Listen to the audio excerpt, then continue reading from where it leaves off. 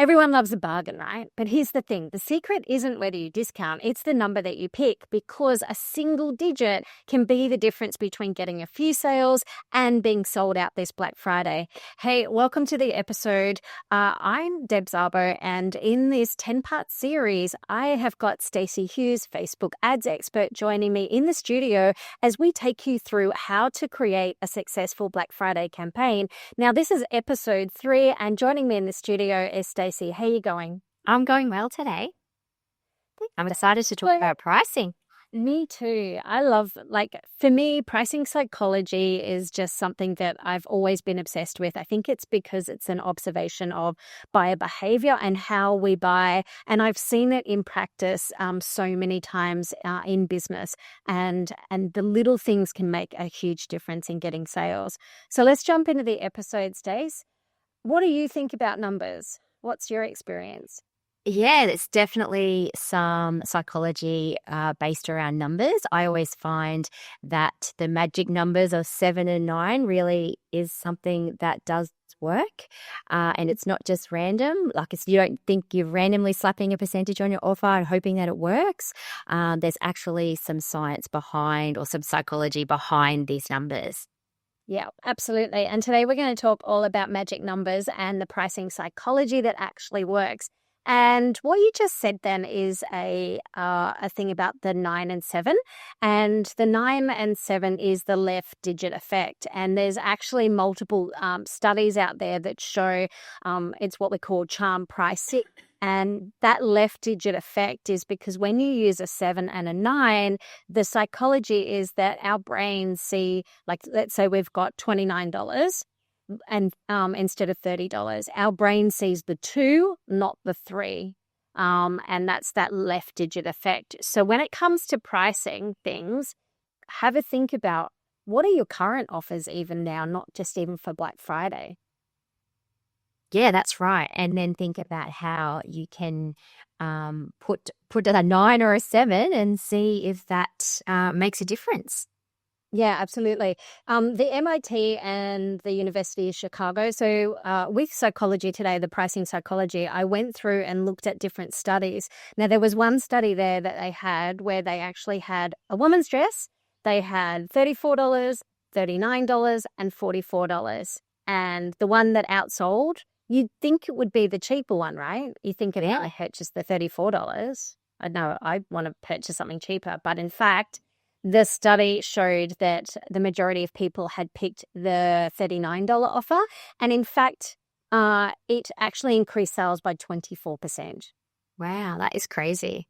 Isn't it? It's huge. So if you had a $10,000 campaign running for, if you made $10,000 in Black Friday sales, and you just tweaked that one number and made it a 7 or a 9, that's the difference of nearly $2,500 that you. Yeah, that's amazing. I know, right? So when you're thinking about your offers, Stace, what are we talking here? What's your magic numbers that you price your things with? I always do 7. So yeah, if it's 997, 1497, I always use 7. And I know some people say you should do 9 because you are getting a few more dollars. I haven't actually ever experimented with 9 before, but 7 works for me. Yep. So if we're thinking about for Black Friday, if you've got 27, 47, 97, 197, 497, those are the magic numbers that helps people buy. And as we said, this is that left digit effect. So when you are pricing your offers, have a think about, and you're absolutely right, Stace. You can still price things at $29. I know with Content Catalyst, it sits at $199. And I've always thought about, I should change it to $197, but it's already priced there, so I don't want to, affect with what's already there. But certainly, for moving forward with any sort of offers that I have put out, it's always been like $497, for example, or $997. Let's talk next about tier anchoring. So yes, so this is where we show that higher price first. And we've done this, haven't we, on our sales page, where we put our done for you option, our VIP option, our highest value option. We put that first in our pricing card, and then we have our DIY option.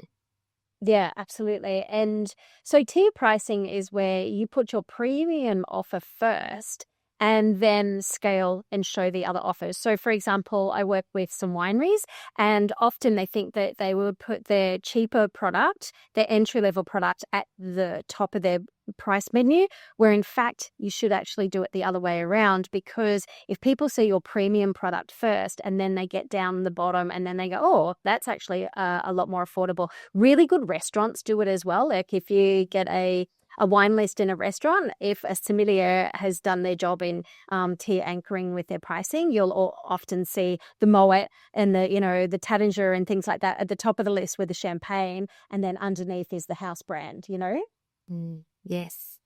And it really works, doesn't it? It really does make you think. I know I've seen it myself when I've looked at other people's prices, that you think, oh, that's a lot. And then, oh, no, that's actually okay. Yeah.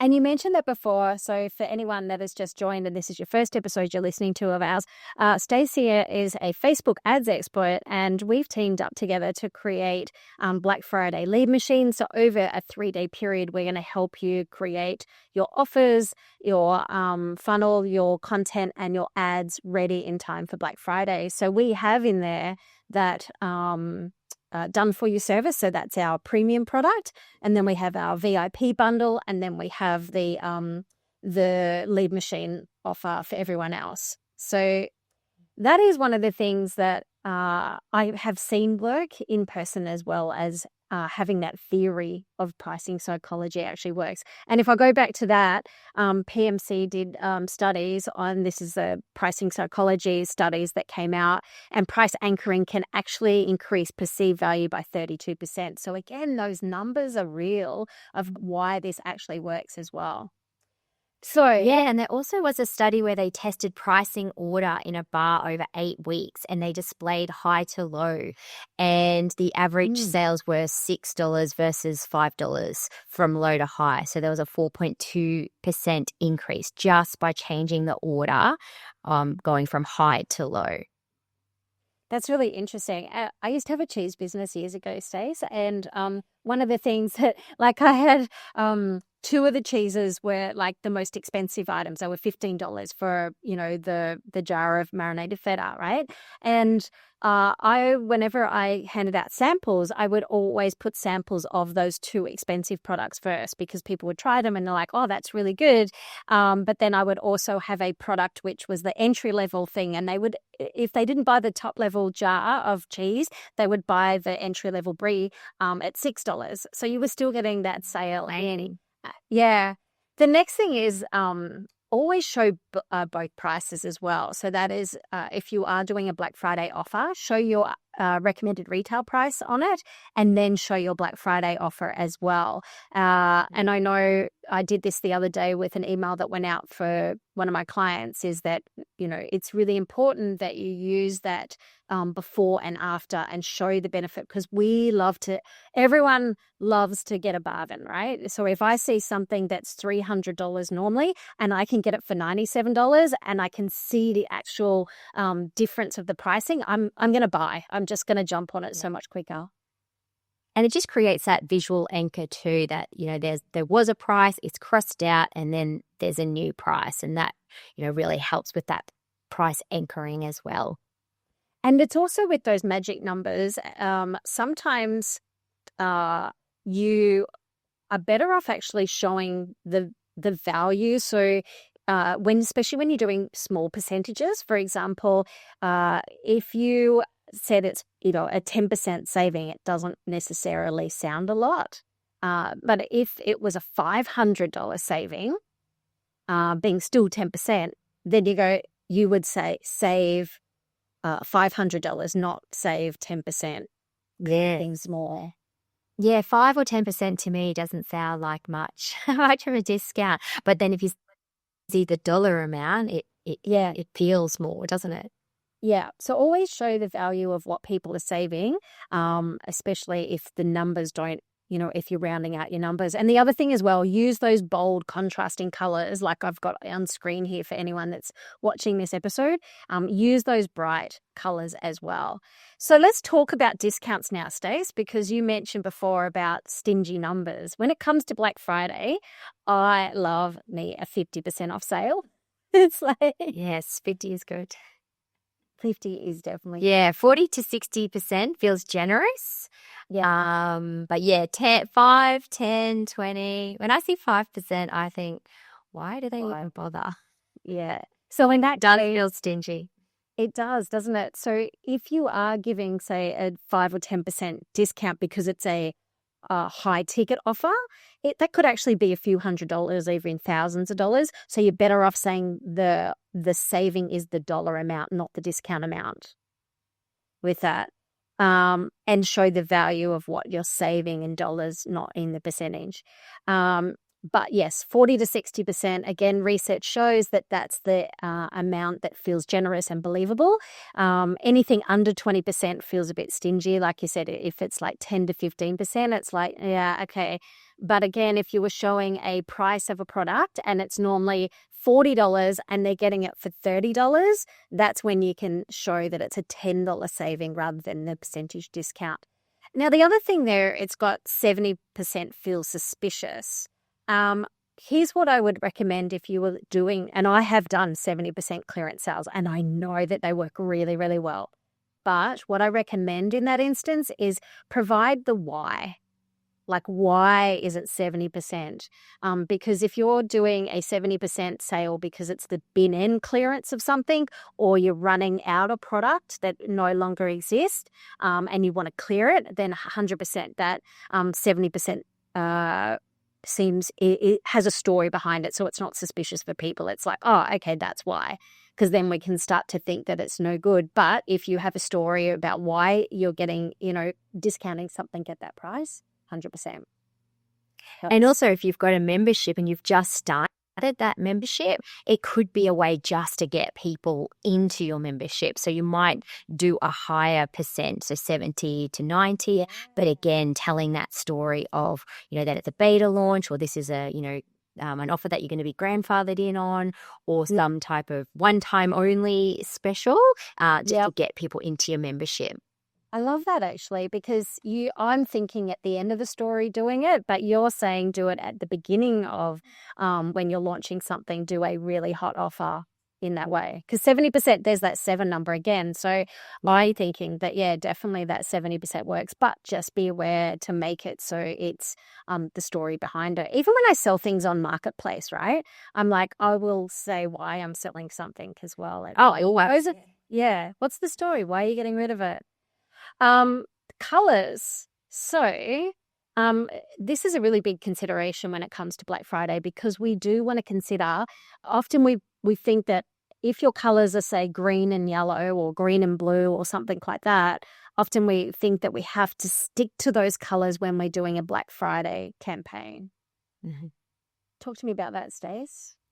Yeah, so it's really good to do those contrasting colors, so red or pink, that really stand out, especially on your call to action buttons. You want those to pop and stand out. So even if those colors aren't your brand colors, and some people struggle with that a little bit, but you can, it's advised to use something that really stands out.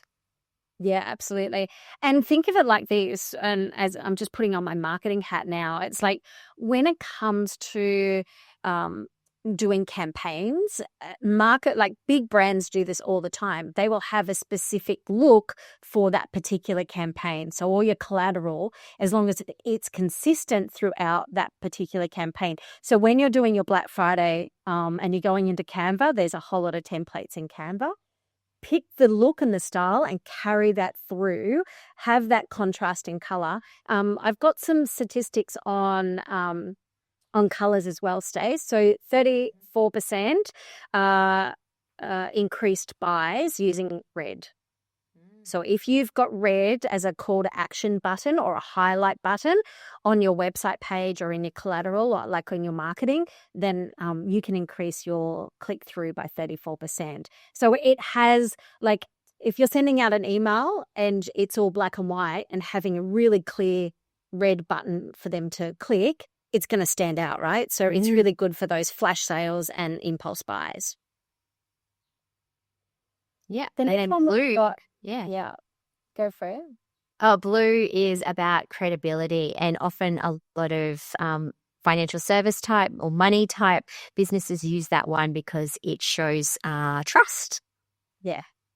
Yeah. So if you have blue in your branding and everything else is blue, have a think about, look, it's something that I would stick, like if it's Black Friday, I want as much high contrasting color as possible.